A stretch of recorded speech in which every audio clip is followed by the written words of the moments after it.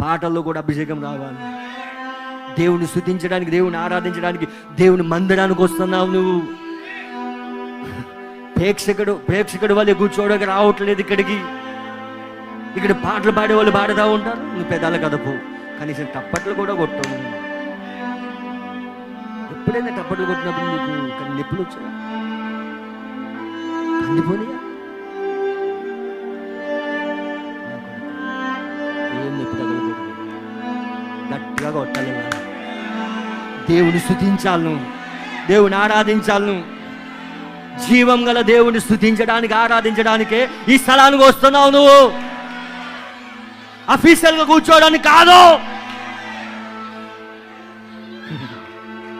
ఇది ప్రేక్షకుడి వల్ల కూర్చోవడానికి కాదు, దేవుని ఆరాధించడానికి టప్పట్లతో, సంగీతంతో, నీ నోరుతో, బిగ్గరమైన నోరుతో దేవుని ఆరాధించాలి.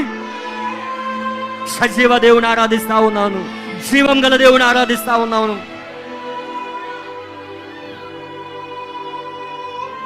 నొప్పి లేకుండా కొట్టుకండి టప్పట్లు, చేతులు కందిపోతాయి. కందిపోయినా పర్వాలేదు, దేవునికి మహిమ రావాలి, దేవుని స్తుతించాలి, ఈ దేవుని గణపరచాలని.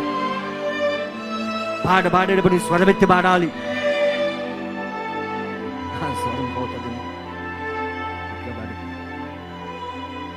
పోయినా పర్వాలేదు. జీవం వల్ల దేవుని ఆరాధిస్తున్నాం. బాగు చేయవాడు ఆయన. అలాంటి తీర్మానాలతో దేవుని సన్నిధికి రావాలి. అప్పుడు మికాయేలు వస్తాడు, అప్పుడు దూత వస్తాడు. ఎన్మార్పవుతాడు ఆయన. దూత వచ్చి నీతో మాట్లాడతాడు ఆయన. దానియేలు దగ్గరికి వచ్చాడు ఆయన. మొదటి రోజే రావాలి, కానీ యుద్ధం జరుగుతూ ఉన్నది అక్కడ. దానియేలు ప్రార్థించడం ఆపలేదు, దూత వచ్చే వరకు ప్రార్థిస్తానే ఉన్నాడు. ఈరోజు 10 రోజులు ప్రార్థిస్తావు, వారం ప్రార్థిస్తావు.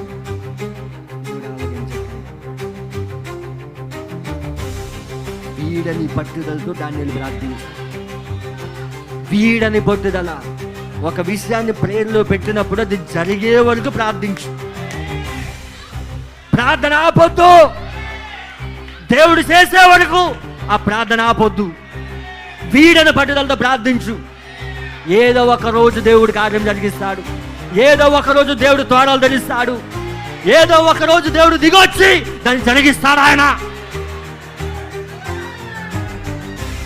ప్రార్థన ఆపొద్దు.